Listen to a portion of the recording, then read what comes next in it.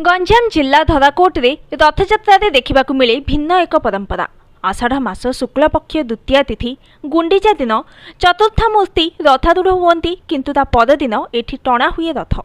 पुरी रे जेभली गजपति महाराजा रथरे छेरा पहरा करती, सेहीपरि एठी महिला राजजेमा सुलक्षणा गीतांजलि देवी रथ उपरे छेरा पहरा करती। जदिओ एठाकार इतिहास कथा कहुए, गंजाम जिल्लार धराकोट तत्कालीन गड़जात राज्यगुड़िक मध्य अन्यतम। जगन्नाथ संस्कृति अनुसार धराकोट गड़े राजराजुड़ा अमलू प्रतिष्ठित एही मंदिर रे पूजा पाउछंती चतुर्धा मूर्ति। एही मंदिरर परिचालना दायित्व स्वयं राजपरिवार उपरे न्यस्त थिबा बेले जगन्नाथ संस्कृतिर नीति नियम निघंट अनुसार एठारे 12 मासरे 13 पर्व पालन हुए।